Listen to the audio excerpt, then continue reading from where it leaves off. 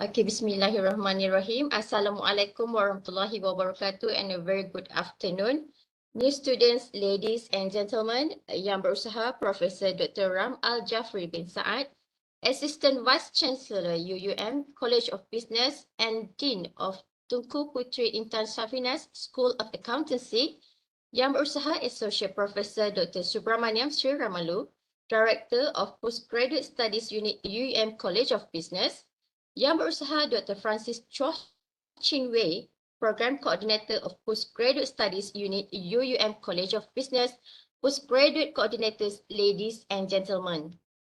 First of all, allow me to introduce myself. My name is Faiza Shafi'i from Postgraduate Studies Unit UUM College of Business. On behalf of College of Business, I would like to welcome everyone, especially the new students, to College of Business, University Utara Malaysia. Dear students, ladies and gentlemen, without further ado, now it is with a great pleasure that we call upon Director of Postgraduate Studies Unit, UUM College of Business, Associate Professor Dr. Subramaniam Sri Ramalu to give his opening speech. With all due respect, please welcome Dr. Subra. Thank you, Madam Faiza. Can you hear me? Yes? Loud and clear? Yes, Dr. All right, thank you. All right, a very good afternoon, good evening, good morning, depending on where you are right now.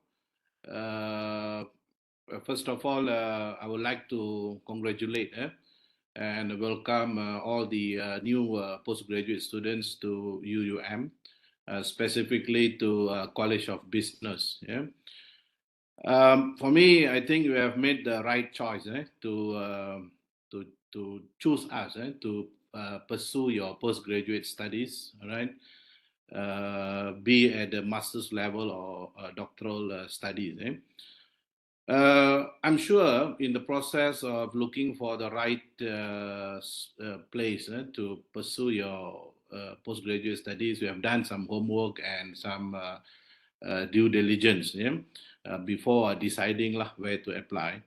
And during that process, I'm sure you come to know that we are one of the largest business school in the country, as well as in this region. Right, and when I say it's the largest, one of the largest means I'm talking about in terms of number of academic programs that we offer, as well as the number of student population. So in that sense, I think we are one of the largest. All right. And also in the when you're looking for the right place to continue your postgraduate studies, I'm sure you look for the one with the highest quality in terms of the the programs offered and the impact that the education can give to you. So just for your kind information, we are AACSB accredited institution, right? AACSB is the US based international accreditation, which will be awarded to the business schools throughout the world, depending on whether they are able to fulfill the highest standard in terms of the quality of the programs we offer. Now, when we talk about AACSB accreditation, we got our first accreditation in way back in 2016 for the 5 years. Ashwini, you cannot hear me, is that? Dr. Francis, can you hear me? Yeah, no issue. Yeah. Okay, so there's no issue on our side. Okay, fine. Let me just continue. So we got the accreditation in 2016 for 5 years, and again during the re-accreditation exercise in 2022, we managed to retain our accreditation. So that shows that we are, complying with the standards set by this accreditation body. And on that note, I think once again you can expect highest quality education from College of Business and of course from University of Utara Malaysia. Again on the AACSB, let me just share some info with you that less than 5% of the business schools worldwide that has this AACSB accreditation. Yeah? So less than 5%, we are talking about around 750 business schools only out of few thousands that has this accreditation. And we are one of, we are proud to declare that we are one of them. All right. This weekend, beginning from this Saturday, you're going to register for your courses, all right, for those doing program by coursework. And of course, for those doing your program by research, you will start to work closely with your supervisors. Yeah. So this journey going to be very exciting. Depends on you lah. Yeah? For these 2 to 3 years. And having said that, I must stress here that postgraduate studies is not same like undergraduate. Yeah? During the experience that you have gained during undergraduate studies. Now, why I'm saying this is because the rule of game, now call this a rule of game, is slightly different. In postgraduate studies, the approach is more on the student-centered, yeah, rather than teacher-centered. But if you're talking about undergraduate, yes, it will be teacher-centered. So based on that, it is very important for you to actively participate in a class discussion. You engage with the lecturers, yeah, and you have to be very active in the class. So in order for you to get a good grade, it's not just purely based on exam based. It's also the holistic evaluation will be done about the students' performance. So that's very important. And above the motivation, all of us will have some kind of motivation, especially today when you come and register and you're going to start your classes next week. So all of us are highly excited, highly motivated. But for me, motivation alone is not enough. Based on our our experience dealing with postgraduate students, especially research-based students, yeah, motivation alone is not enough. You need discipline as well, yeah, because when you don't have that discipline, eventually you will suffer later, yeah, to complete your studies. So please remember that motivation alone is not enough. You need to have a discipline. So for that, you need to have a proper time management. Many of you are doing studies on part-time mode, especially those coursework based. And some of the even doctoral students also, you might, I think some of you sign up for part-time. So it requires, I would say a high level of commitment if you want to complete your studies now. All right. And for research-based students, I hope you will put up the milestone. You have a study plan to complete, your studies on time. That's very important. Later on, you will have sessions with your program directors. So during that time, probably they will discuss further in detail about your plans, your study plans, and etc. Yeah. All right. For those doing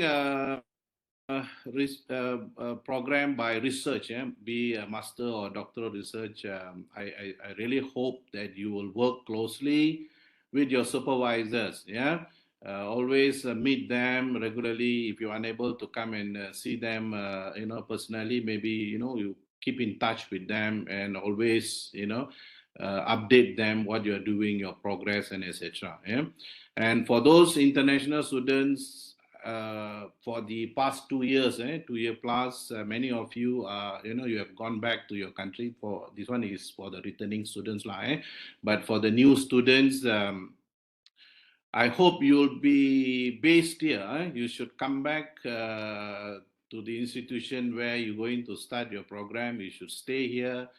and complete your studies here. If you work remotely, especially when you do research remotely, yes, no doubt, yeah, you will get some guidance, but it is not the same when you meet your supervisors face to face. That's one. And the other thing is, in addition to your,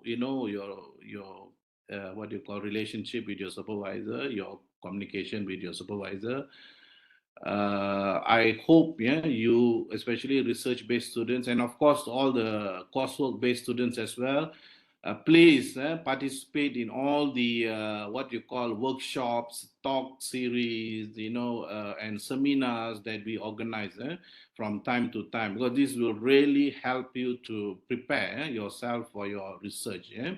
But many times we notice that not everyone take the opportunity to join this. So I hope this batch of students will really take this opportunity. All right, and if you have any problem, yeah, those postgraduate students, yeah, although you're doing masters with your respective school, right? Like for example, you're with TISA or you with the School of Economic Finance and Banking and etc. But as far as the what you call the student matters, if you've got any issues in regard to administrative matters whatsoever, feel free to come and see us here at the what you call UPS building here. Later you will get more info where exactly we are located. Yeah? And also do visit our website. Just now, what you call, I think one of my colleagues shared what are the things in our website.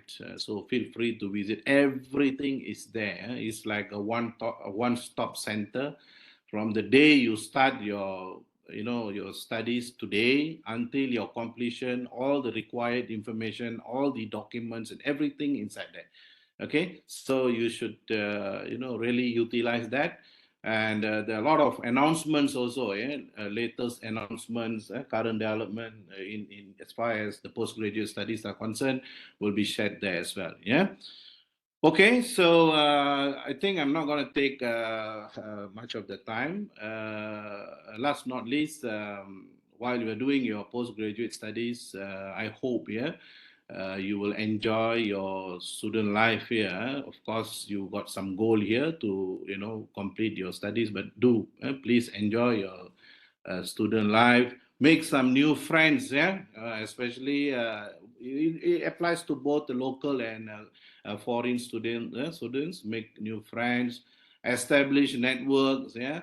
Learn the local culture. If you're gonna come back here, you're gonna come to Malaysia, learn a local culture. Same goes to local students. Yeah, Malaysians do learn a culture of our friends from foreign countries. Yeah, so we may need each other, and the friendship should be continued even after your studies. Yeah. All right, with that note, once again I would like to congratulate everyone and welcome to UUM and College of Business. Thank you. Madam Faiza, over to you. Just tell them there are some questions there, here and there. We will answer all that later after the what you call the briefing section. Most of the questions will be answered by Dr. Francis, I guess, during his briefing. So just hang on. Just let Dr. Francis to do the briefing, and then if you still have questions, we will take up that later. Thank you, Madam Faiza. I'm done. Okay, thank you, Doctor, for the opening and welcoming speech for our new students. Okay, ladies and gentlemen, I also would like to take this opportunity to introduce to you the postgraduate program coordinators, whom you will meet later during the parallel academic briefing session. For your kind information, they are the one who go through and approve your application into the program and will be your academic advisor throughout your studies. The coordinators are Associate Professor Dr. Wong Wei Chun and Dr. Junaida binti Hassan from School of Economics, Finance and Banking, Associate Professor Dr. Saliza Abdul Aziz, Dr. Hafiza Abdul Muttalib, and Dr. Muhammad Harafi bin Sahdan from Tunku Putri Intan Safinas School of Accountancy, Dr. Shaira Aimi Shahrul, from School of Technology Management and Logistics, Associate Professor Dr. Siti Nur Ashikin binti Abdul Hamid and Dr. Edora binti Ismail from School of Business Management, Associate Professor Dr. Azizi bin Abu Bakar and Dr. Muhammad Fikri Sofi from Islamic Business School. Okay, ladies and gentlemen, before we proceed to our next session, I would like to ask, please turn on your camera for a group photo session. Can we get everyone in the picture?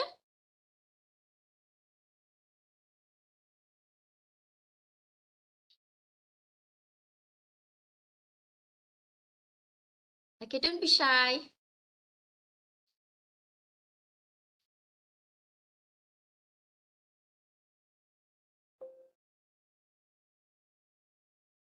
Okay, so everyone ready?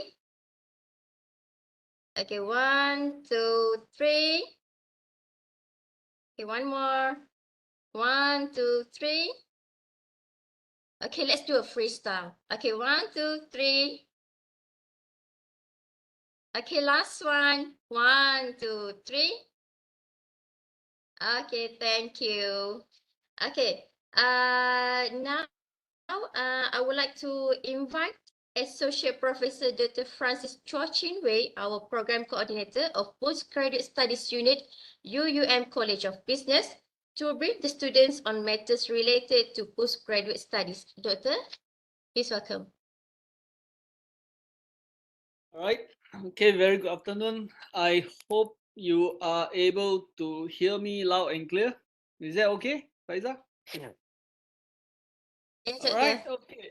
Okay. All right. So on behalf of the postgraduate study unit, I would welcome you, every one of you, to University Utara Malaysia.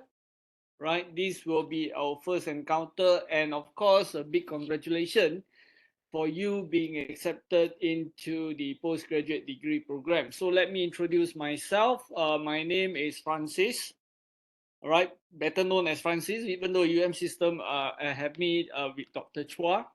Right, I'm basically the postgraduate coordinator, okay, for the postgraduate studies unit. But my role will be a little bit different from that those of your coordinators from the schools, right? So yeah, later on I'm going to brief you on the what we call it, the rules and regulations of how the entire postgraduate study works.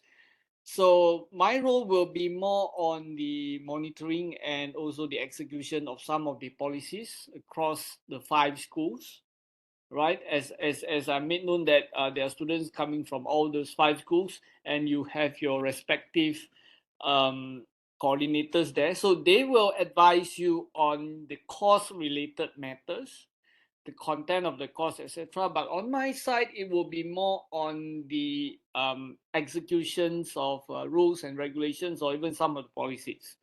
All right, so I will begin to my presentation here to let you know what is expected from you for the coming months or coming years, as long as you are here registering as a student.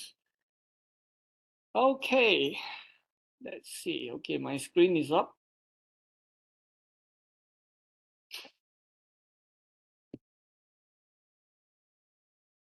Okay, so this is me, the coordinator for Postgraduate Studies Unit. And yes, welcome to University Utara Malaysia. And currently you are, right, in the 3rd trimester for the academic year 2022 and 2023, right? So as you were informed that for the postgraduate studies, we have 3 semesters in a year. All right, so you might want to refer to the academic calendar given to you. On those are the important dates that you will need to comply. Okay, some of them, which includes the last date for you to register yourself, the last date for you to make payment, and once the class session commences, right? You need to be aware of when are the last date for you to submit the assignments from your lecturers. Or let's say that you have enrolled in certain classes, you are thinking that maybe it is not the right time for you to take the subjects and you would like to withdraw, then you could refer to this particular table on what are the dates that you are allowed to withdraw, because there are some grace period that we allows the students to withdraw from certain classes without charges. But after you have exceeded some of the dates, for example, like here we can see that the last date to withdraw from examination, or you want to quit from the class, then it will be on the 3rd of July, right?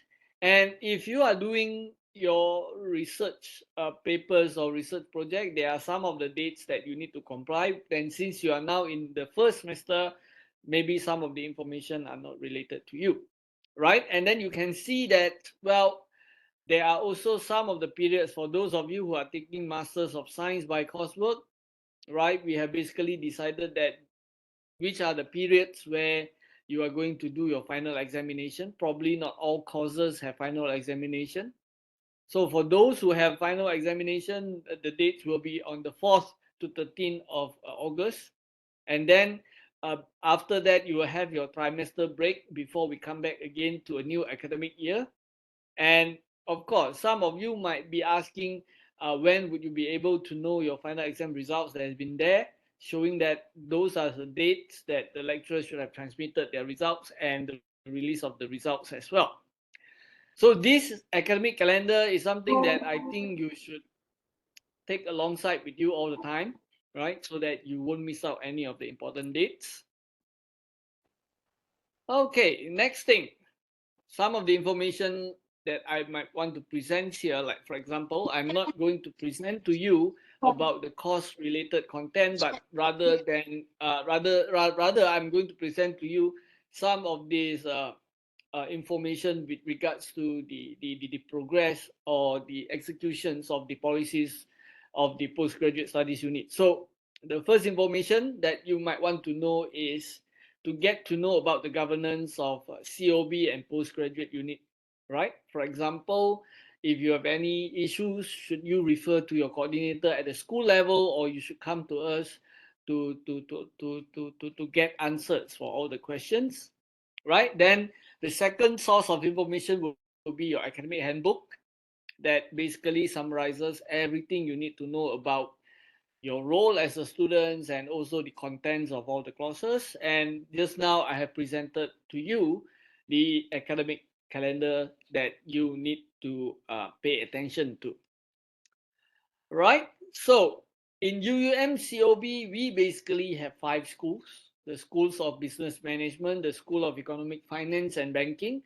We have Tunku Putri Intan Shavina School of Accountancy, we have Islamic Business School, and we have also School of Technology Management and Logistics. Right? So there are 5 schools, and I believe that you should have known which schools you belongs to and who are the coordinator in charge of your own programs, right? You are going to meet them later on, right? Individually, not individually, by school. So you are able to ask them some of the questions.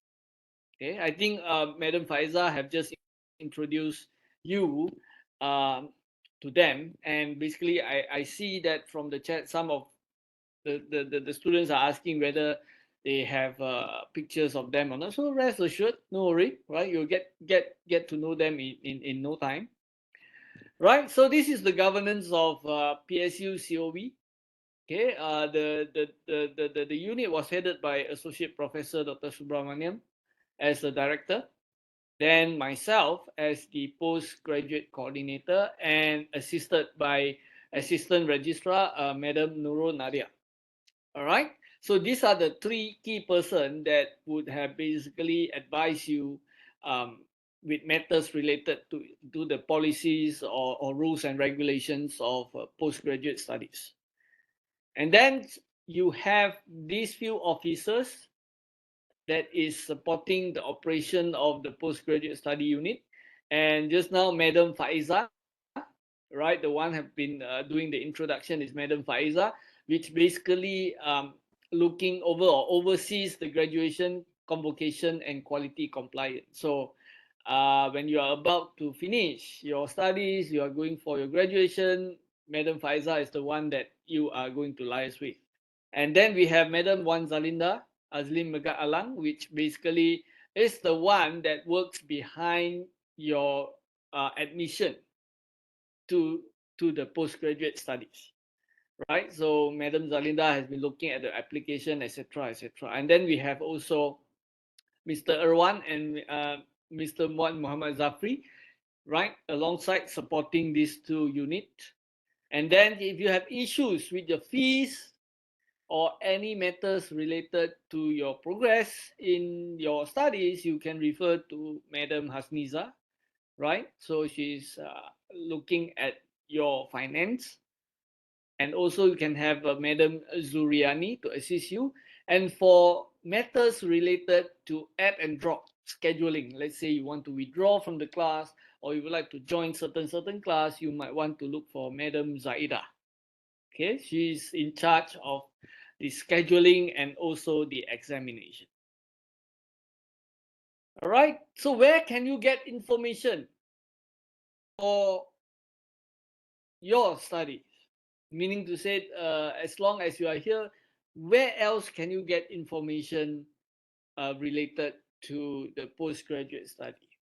First of all, you can refer to our website, like what Associate Professor Dr. Dr. Subra mentioned just now, right? The website by PG Studies Unit is kind of comprehensive, right? We have all these things available for you, which would have facilitate you. For example, you want to apply for deferment, you can get the form here. You want to apply for extension, you can get the form here as well. All right. And then for those who are doing dissertations, masters by research, full research, or even those who are doing PhD, if you need a guideline on how actually the expectations of a COB dissertation, right, you can get it from our website as well. And some other related information, you can get it from the PG Academic Handbook, right? I think Madam Nadia or any of my administrative staff would have given you the link for you to get all the information required. And then else you want to visit the PG Study Unit website.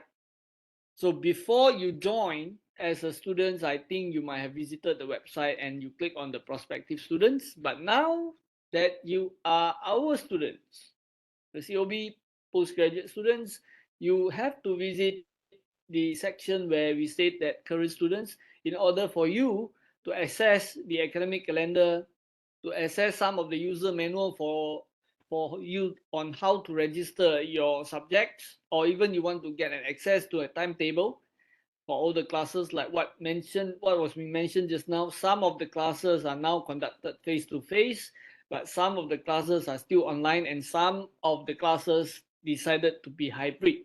That would be the role of the lecturers and the coordinators of the respective schools. So those are the information that was provided to us, stating that, well, these are some of the subjects that is going to be hybrid, online, or face to face. You might want to refer to your respective coordinators for further information, or you can even refer to the lecturers itself. Right? Then inside the section, we also have the examination timetable, right? And some for you who did your studies by research mode, you might want to get yourself a quick glance on the flow chart of what is expected from you, right? Including your defense and viva processes, right? Then if you need helps on how to prepare a proper proposal or dissertation for your proposal defense, you can see the guidelines here. All right, and then the other part of it is that you can have what we call it the download section, where you can get all the forms with regards to financial supervision, thesis, your study program, and other required stuff. All right, so I'll proceed with some of the basic academic rules and regulations that you have to comply as a student. Okay, for this semester, you are registering on the 10th of May, which is today. And then you will have a period of a week from the 11th until the 18th of May to register the courses that you want, right? So for MSc by coursework or MSc by research or even PhD, these are the dates that you would want to register the subjects, and that the fee must be paid before the registration. Okay, and if you instead in doubts whether you want to continue with the subjects, or you think that you want to withdraw from the subjects before the semester ends, the date is 3rd of July, as I mentioned earlier, with a 50% refundable fees. But the last date for you to withdraw from examination without any refund is on the 16th of July. So probably some of you might want to consider some window shopping first before you decided to stay down. But most of the time, you need to be aware of the dates, right? In case you have any intention to withdraw from certain subjects. All right. So for this semester, you are new students. Many of the stuff we have been taken care for you. Next semester, the new academic calendar commences in September, and you will need to do it yourself. So what are the rules and regulations for you as a returning students in next semester? First of all, once the semester begins, you need to register within a week of the new trimester commence, right? And if you fail to do so, then you have to write in, okay, to the dean, right? You have to write into the dean to either request for deferment or to request for late activation, and that the fee must be paid within 30 days of the commencement of new trimester. So meaning to say that you have a month to pay the fee, and if in case you are late, then there will be charges, right? That is imposed by the bursar. Right, student status will be deactivated and all registered courses will be dropped if full amount of fee is not settled within a specific period of time. So there will be 200 charges, as I said, right? So you need to pay within 30 days. In the case that you would want to defer your study, you need to write in for your respective deans from respective schools, right? One of the proper consideration for deferment without affecting the period of study would be your health condition, in which you need to provide us with the medical certificate, and this deferment period will not be considered in the calculation of the period of study. Meaning to say that for each of the students, regardless of whether you are masters by coursework, masters by research, or PhD students, we have a period of studies. All right. So the minimum period of studies and maximum period of study, in which I will explain later. And in case you defer your study, those deferment will be counted as an active semester. And once you exited,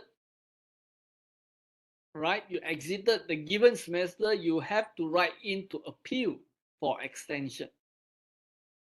So that's why we say that, well, in case you have health condition that you would require deferment, it's better for you to prepare to come to us with the medical certificate prepared, so that those deferment will not be counted as active semester.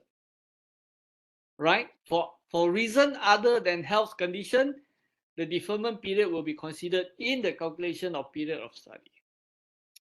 And you can apply for deferment for a period of not less than 1 trimester, but not exceeding 3 trimester. Meaning to say that you can defer for a minimum of 1 semester or a maximum of a year, because 3 semester is equivalent to a year, right? During the entire study. But that would subject to the approval of your school's respective school deans. Okay, what if that today you come into the postgraduate study unit and with a offer letter of Masters of Science by Research, And after going through some period of time, you realize that no, this is not what I want. I think it is better for me to do Masters of Science by coursework.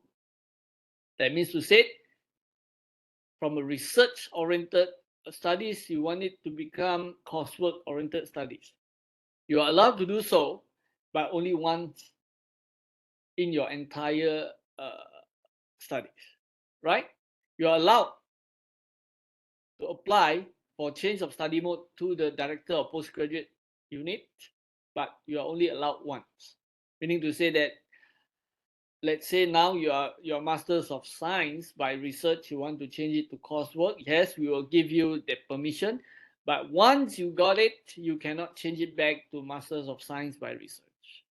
Okay, so you are allowed to change the mode of your course one time throughout your period.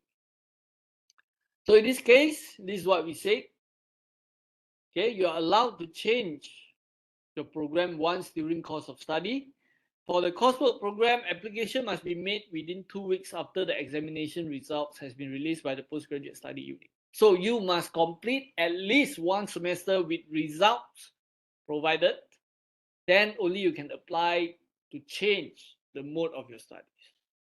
And there will be a penalty of 200 ringgit charged for this change of program, right?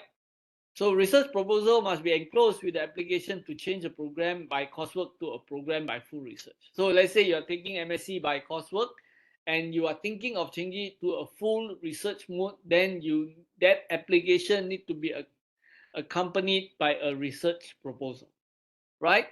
The application to change the program must be approved by the dean and the director of postgraduate studies unit. So you need to see your respective deans from the schools, and you probably need to see Associate Professor Dr. Subra to get his permission to allow you to change the program, right? And then the approval for the new program is effective in the next subsequent semester. Okay, as I mentioned earlier, right, each of these programs, they have their study period, right? For Masters of Program by coursework or Miss Mode, right? If you're a full-time student, you need the minimum period for you to complete your studies is 3 semesters, and you can have up to 9 trimesters, which is 3 years for you to complete your master's program. As for part-time students, you can complete your master's program by minimum 6 trimester or maximum 15 trimester, which is 5 years. Master's program by research, right?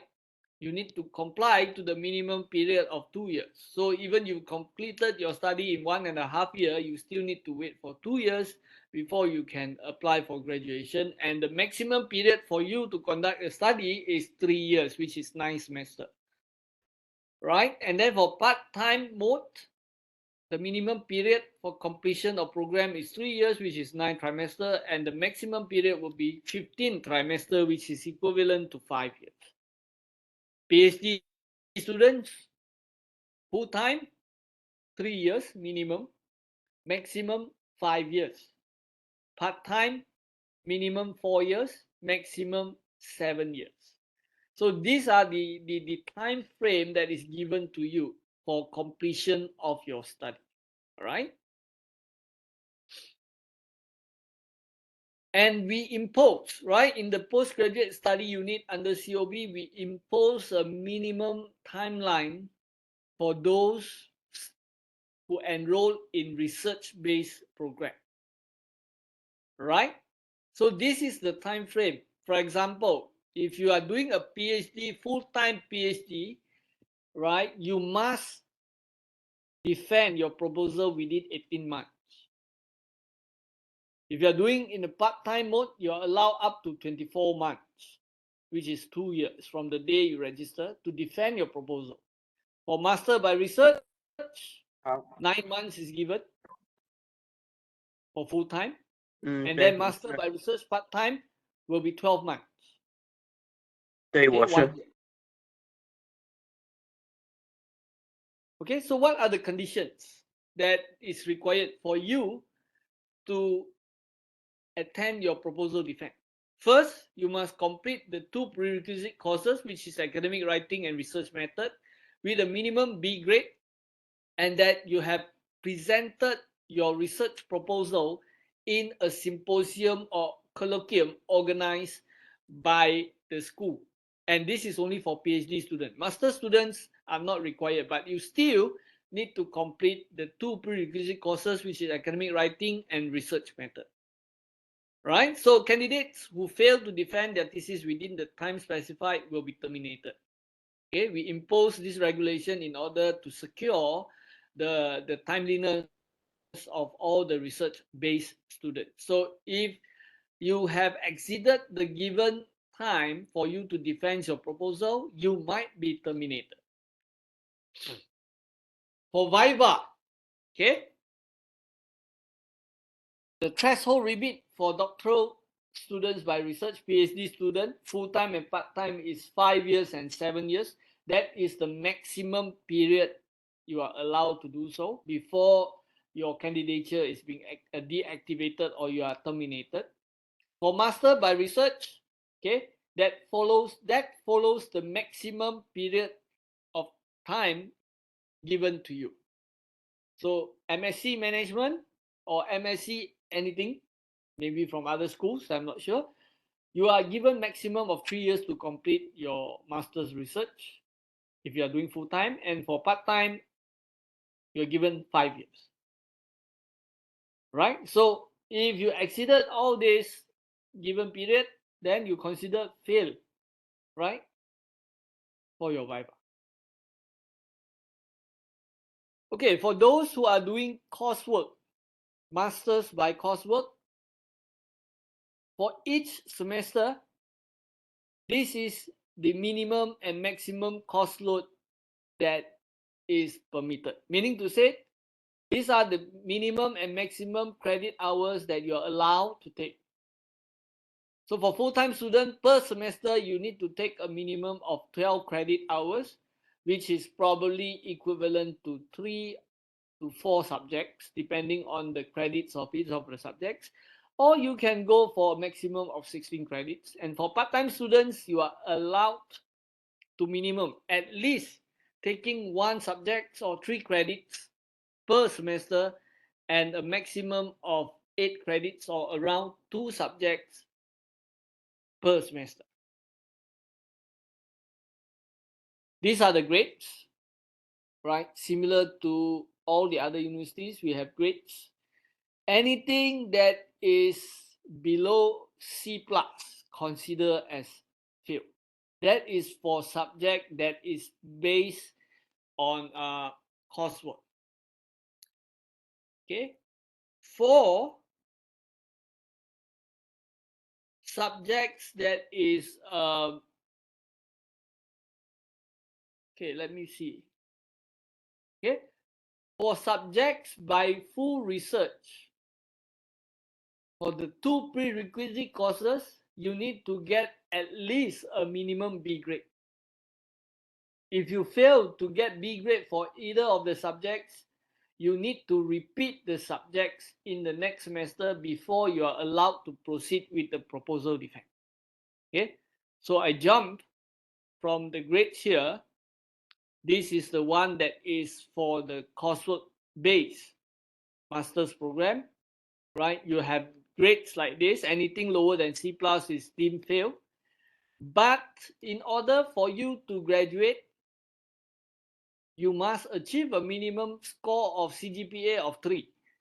So basically what this means is that if you get any subjects of B- or C+, it is better for you to repeat the subjects, because on average, you need to have a B, which is a CGPA of 3, in order for you to graduate.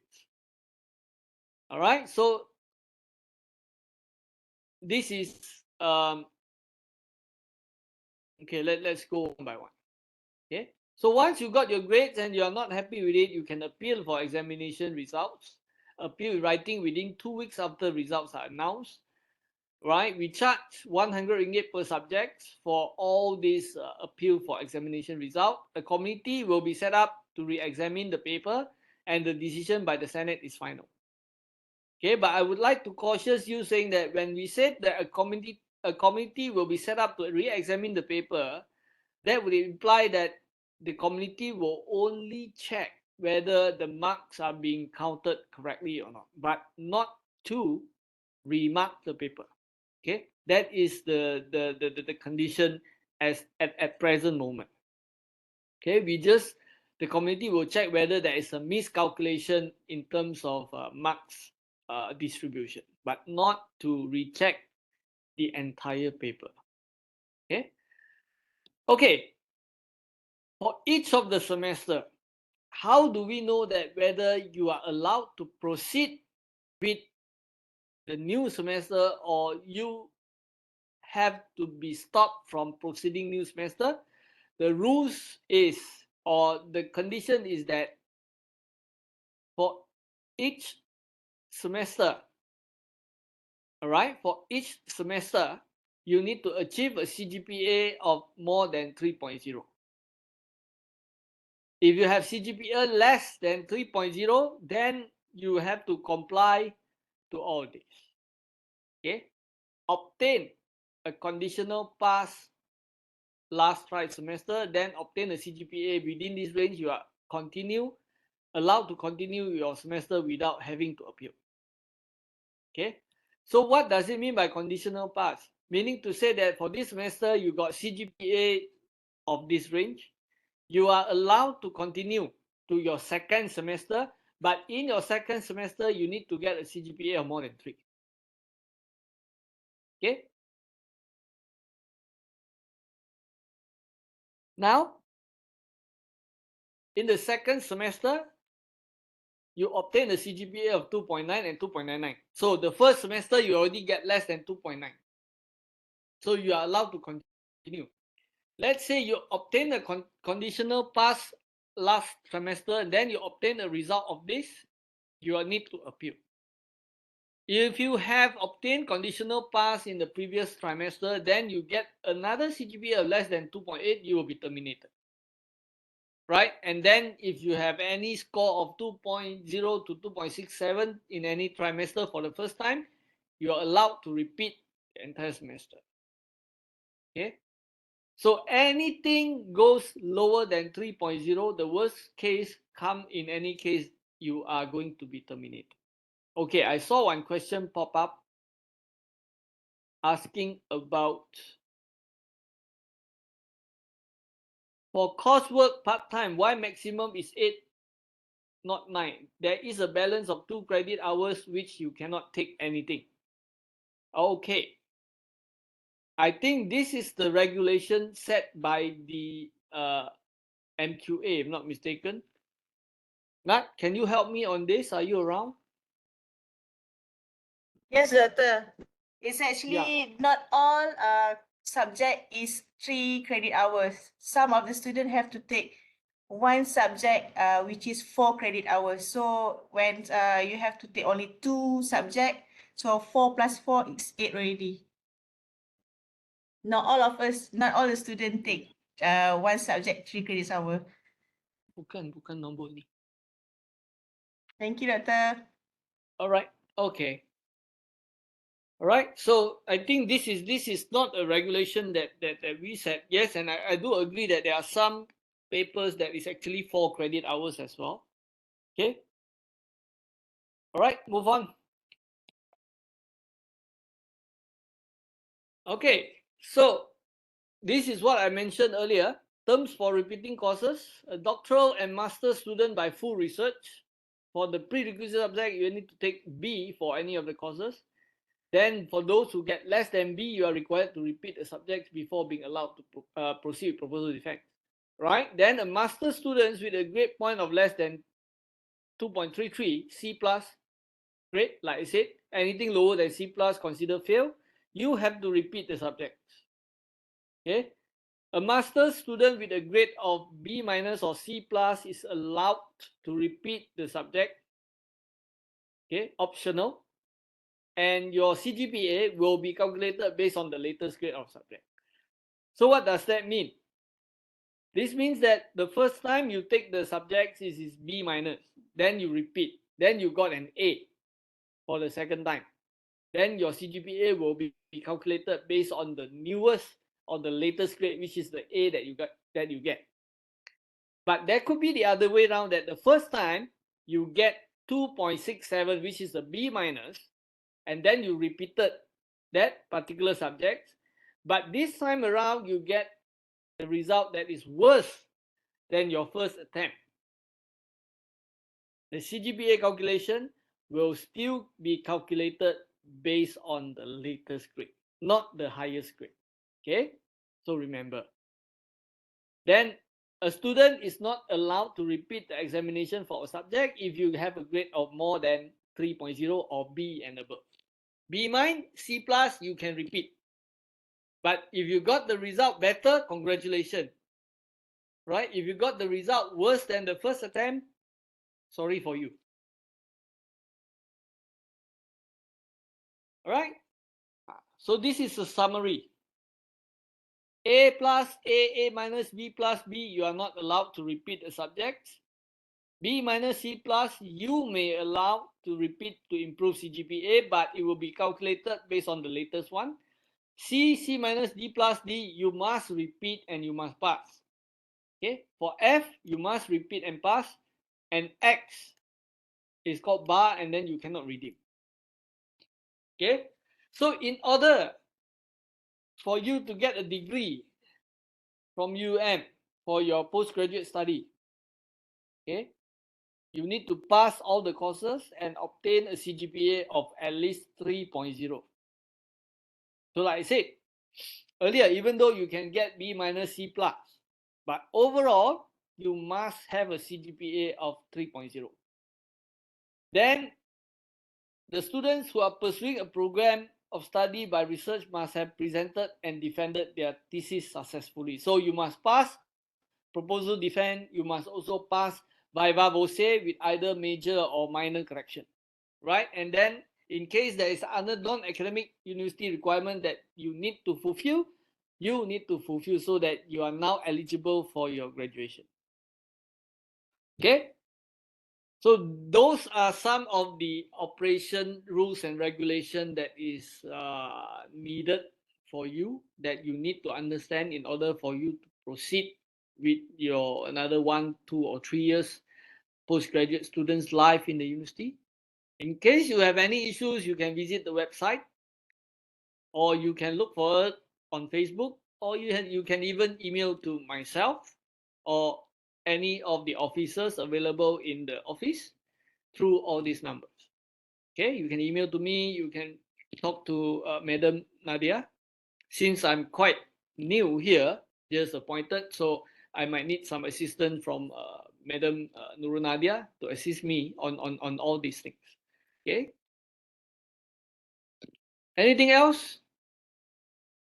That's some information coming from me. Anything else you would like to clarify?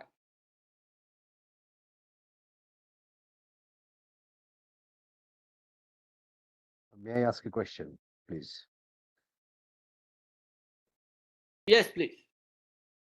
Yeah, I'm actually from Bangladesh. I have a very important query. Is that, like, for the doctorate prerequisite courses, will all of these be held online?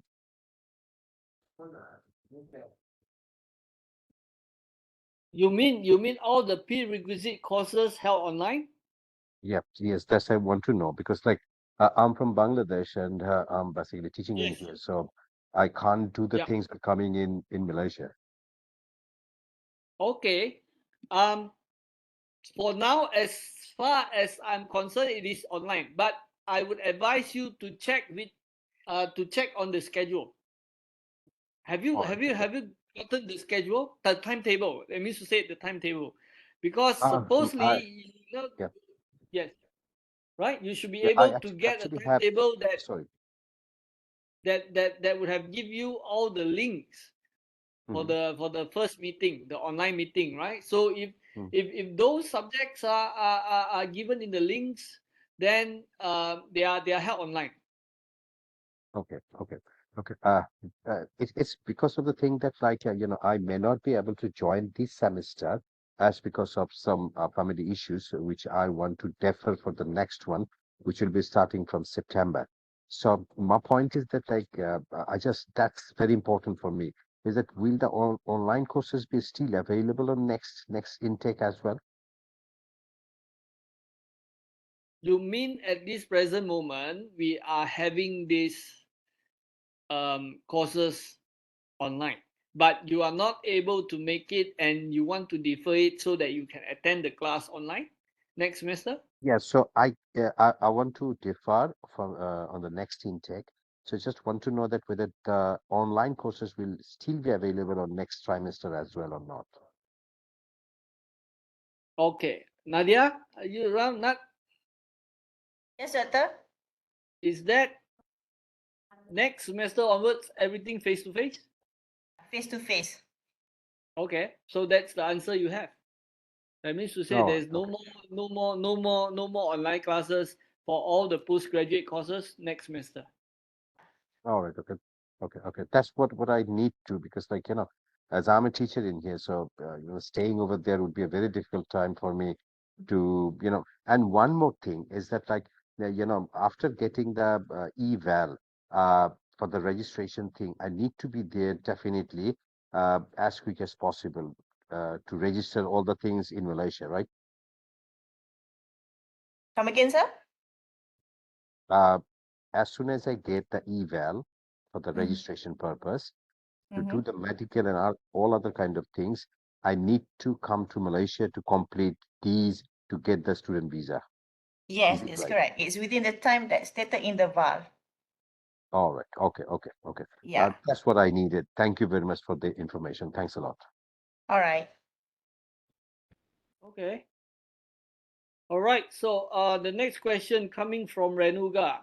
Let's say there are 3 subjects with 3 credit hours respectively, and we wanted to proceed with those 3 subjects, which is 9 credit hours in a semester. Can we request to take 9 credit hours? Any requirement for it? So the first thing is that you are a part-time student, Renuga. Hi, yes, doctor. Okay. So not, let's say exit 1, they still can register, but have to do manually, right? For the 3rd subject. It's actually they have to stick with the rules and regulation, Doctor. So only Additional 2. credit is for maybe in the last trimester. I mean, last before they take their project or research paper. Okay. For So in the this first, second case, semester, yeah, they have to stick with the rules and regulation. so only 2. Only Only 2 2 for subjects. part-time student. Yeah. Yeah. Until the end, if let's say they are in need of completion, then only we allow them to have 3. Yeah. Okay. Thank you. Okay, whether I should wait for eval or got registered online by 10th of May, I think just now the question was answered, right? Yeah. The eval. Okay, if our visa is not approved yet but still want to register this semester, what should we do? Have to wait until you get the eval. Okay, same thing. Since we are learning online, will we get student cards and use the university facilities? We do not have any cards anymore. Everything is in application. Once you've been registered, you have to download application student UUM. We will share the link later.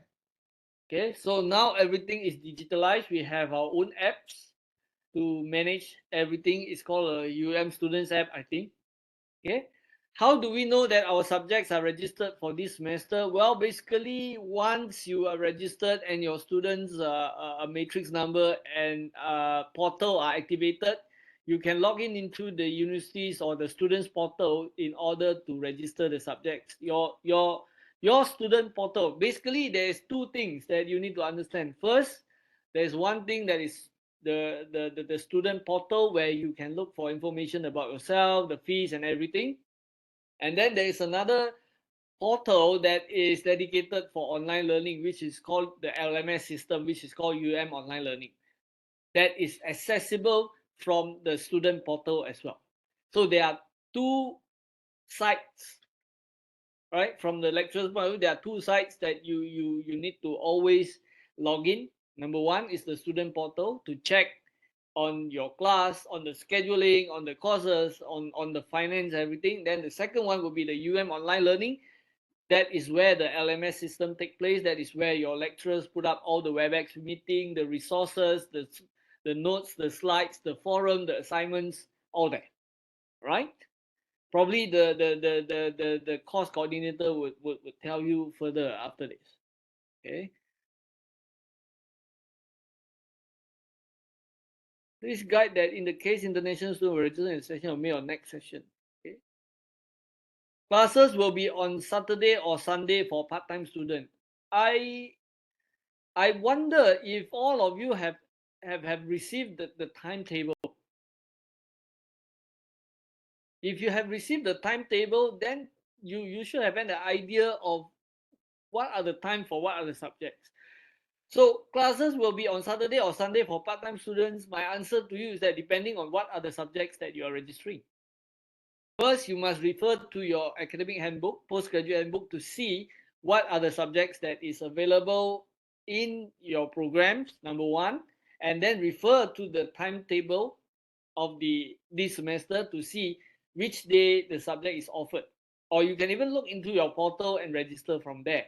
So it is not that we arrange the class for you, is you selecting those time. Of course, we arrange those times and dates. So you need to check on the academic timetable, right?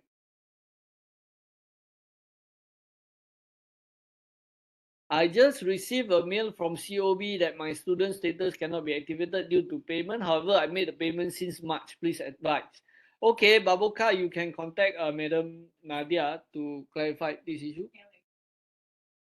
Okay. All right. Okay, so I think some of these questions are not related. You can refer that back to your respective schools. So I think I will wrap up all these things.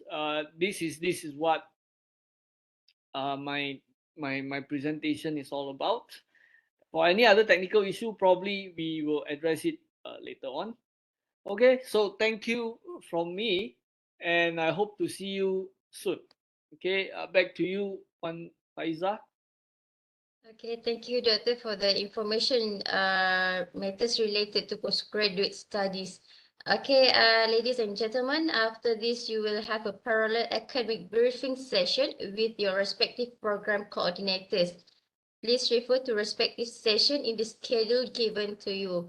Okay, before we end our session today, I would like to remind you for tomorrow's briefing with the UUM library at 2:30 p.m. The link is available in the tentative. Okay, if you have any more questions, maybe you can drop an email at cobpg@uum.edu.my. Okay, on behalf of Postgraduate Studies Unit UUM COB, I would like to thank everyone for your participation in today's event. Thank you and Assalamualaikum.